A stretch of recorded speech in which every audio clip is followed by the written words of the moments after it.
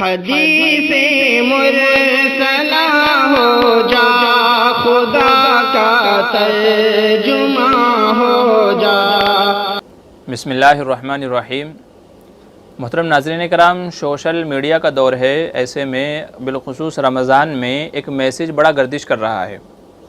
امام کعبہ کے نام سے ایک تجویز لوگوں میں پھیلائی جا رہی ہے کہ امام کعبہ نے ایک تجویز تمام لوگوں سے اپیل کی ہے کہ رمضان کے اخیر عشرے میں 1 روپیہ خرچہ کریں، 1 روپیہ خرچہ کریں، اور ایسے ہی ہر دن 2 رکعت نماز پڑھیں، اور ایسے ہی کچھ اور اعمال بتائے جا رہے ہیں کہ رمضان کے اخیر عشرے میں یہ کچھ اعمال کیے جائیں، اور ان کا فائدہ یہ بتایا جا رہا ہے کہ چونکہ رمضان کے اخیر عشرے میں زیادہ چانسز ہیں شب قدر کے زیادہ چانسز ہیں، تو اگر کسی دن اخیر کے عشرے میں سے اگر کسی دن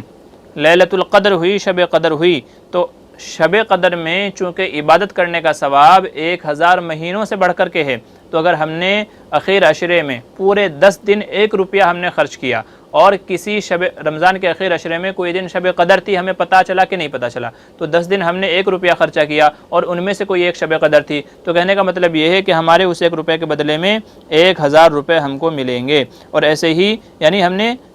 جو ہے یہ کہہ لیجئے کہ جو 83 سال جو بنتے ہیں، 83 یا 84 سال جو بنتے ہیں، تو 83-84 سال تک ہم کو جو ہے اس روپیہ خرچہ کرنے کا صدقہ جو ہے کیا ملے گا، ثواب ملے گا۔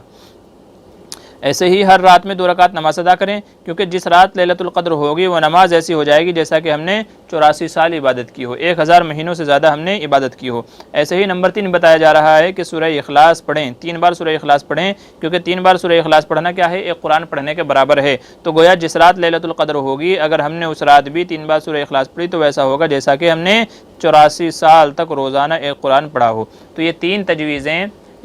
تجویزیں امام کعبہ کی طرف سے پھیلائی جا رہی ہیں کہ امام کعبہ نے یہ کہا ہے کہ ہر رات رمضان کے اخیر عشرے میں یہ 3 کام کریں، 1 روپیہ خرچہ کریں، ایسے ہی 2 رکعت نماز پڑھیں، اور ایسے ہی جو تیسری تجویز تھی کہ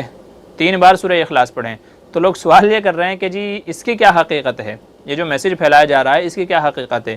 جواب یہ ہے کہ یہ امام کعبہ کی تجویز ہے کہ نہیں، یعنی شیخ سدیس، امام کعبہ جب ہم بولتے ہیں تو اس سے مراد شیخ سدیس ہوتے ہیں، چونکہ وہی فی الحال مکہ مدینہ کے مینجمنٹ بھی ہیں، ذمہ دار بھی ہیں، اور ایک زمانے سے لوگوں میں انہیں کا تعارف چلا آ رہا ہے کہ حرمین کی امامت وہی کرتے ہیں، یعنی مکے میں وہی امامت کراتے ہیں۔ تو جب امام حرم بولا جاتا ہے تو عموماً انہیں کا تصور ہمارے ذہنوں میں آتا ہے، اور جو میسیج پھیلایا جا رہا ہے تو اس میں بھی انہیں کا فوٹو لگا ہوا ہے کہ امام کعبہ یعنی شیخ سدیس نے یوں کہا ہے کہ رمضان کے اخیر عشرے میں ہر رات میں یہ 3 عمل کریں۔ تو لوگ سوال کر رہے ہیں کہ جی یہ ان کا قول ہے کہ نہیں ہے، اور ایسا کر سکتے ہیں یا نہیں؟ جواب اچھے سے سن لیجئے۔ جواب یہ ہے کہ یہ ان کا قول ہے کہ نہیں ہے اس کا تو پتہ نہیں ہے، چونکہ پتہ جب بھی ہوتا انہوں نے کسی کتاب میں لکھا ہوتا، کوئی ٹویٹ کیا ہوتا، کہیں اور معتبر ذرائع سے پتہ چل گیا ہوتا، لیکن ایسا کوئی معتبر ذریعہ نہیں ہے، ایسا کوئی سورس نہیں ہے جہاں سے ہم کہہ سکیں یقینی طور پر کہ ہاں انہوں نے یہ کہا ہے۔ اور یہ میسیج آج سے نہیں، کئی سالوں سے گردش کر رہا ہے، کئی سالوں سے میسیج گردش کر رہا ہے، تو اس لیے اس بات کی تو کوئی گارنٹی نہیں ہے کہ انہوں نے یہ کہا کہ نہیں کہا۔ رہ گئی بات یہ کہ یہ 3 عمل کیے جا سکتے ہیں یا نہیں، اس کا جواب یہ ہے کہ بے شک یہ 3 عمل کیے جا سکتے ہیں،